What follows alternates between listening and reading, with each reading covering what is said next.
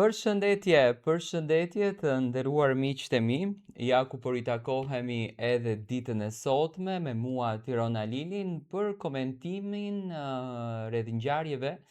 më të fundit të artistëve shqiptar. Do ta nisim këtë komentim me suksese të jashtëzakonshme të Xhenetës. Xheneta Fetau, që pas përfundimit të Big Brother VIP Kosovës, mori një jehon të jashtëzakonshme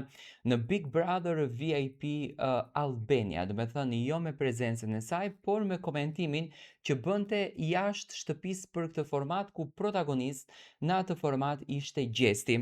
Të gjithë ishim sy e vesh të kuptonim se çfarë do të thotë Xheneta, çfarë raporti do të ndërton, dhe filloi që të merr pjesë edhe në emisione, siç është tepër i njohur Trotuari. Por Xheneta Fetau nuk ndaloi me kaq. Ajo filloi që të bëhet protagoniste edhe në klipe, apo e njohur në sferën e muzikës si figurante. Me këngën Haram, një këngë që erdhi nga Adri dhe Iliriana, dy ish banor të Big Brother VIP Kosova, Xheneta kori një sukses të jashtëzakonshëm, ku kënga arriti miliona klikime për brenda ditës. Por Xheneta nuk ndaloi së vepruari në këtë profesion. Kënga A Bon Me Mlan nga këngëtari i mrekullueshëm Taulant Barajliu, unë do ta quaj zëri i ëmbël i baladave, i vetmi këngëtar që baladat i qan, i shkatron, le ta themi kështu në gjuhën popullore, natën e mbrëmshme na kanë surprizuar që të dy, Taulanti dhe Xheneta, sollën projektin e tyre, sollën këngën e tyre. Edhe pse do me thënë në këngë këndon vetëm Taulanti, sepse Xheneta nuk është këngëtare, është figurante, por Xheneta ka luajtur brenda kësaj kënge. Një këngë që kishte një tematik që jam shumë i bindur të gjithë shqiptarët e gjejnë veten brenda kësaj tematike, se çdo i dyti ka humbur dashurinë që e ka dashur me shpirt. Kënga ka një tekst të tepër të ndjer, është punuar me shumë dashuri nga Taulanti, konkretisht do me thënë orkestrimin e këngës e ka bërë Egzon Barajliu, i cili është vllau i Taulantit në këtë mes, dhe Xheneta Fetau ka qenë pjesë e këtij videoklipit. Me patjetër që Xheneta është një artiste e lindur, do me thënë mënyra se si interpreton, mimika, shikimi i saj, qëndrimi i saj tepër i dhimbshur, japin këngës edhe një dimension krejtësisht tjetër, duke përfshirë këtu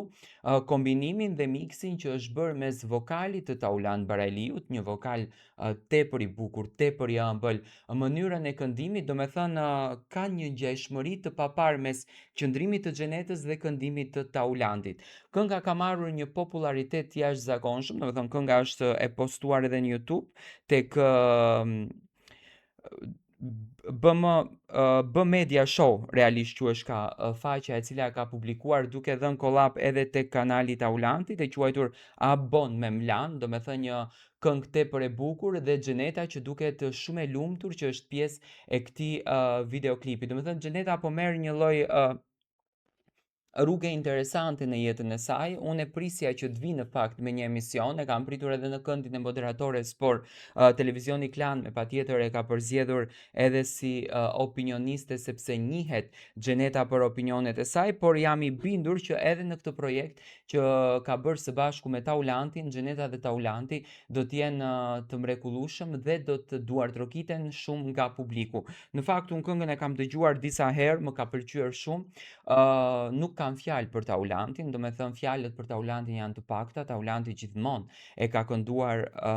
baladën, gjithmonë i ka kënduar dashurisë, dhe në formën që i ka kënduar Taulanti, tani më vjen keq për këngëtarët e tjerë, por duhet jemi të drejtë për drejtë, Taulanti ka shkëlqyer me të gjitha daljet e tij.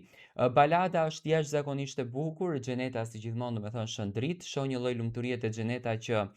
i tregon publikut që unë e arrita qëllimin tim, uroj që gjithmonë të shkoj kështu, dhe të presim bashkëpunime të tjera nga Xheneta. Ndoshta Taulanti do të na vijë edhe me një bashkëpunim tjetër, nuk i dihet, me Xhenetën, sepse vërtet që të dy shkojnë jashtëzakonisht shumë, domethënë kanë një lloj sinkronizimi jashtëzakonisht të bukur.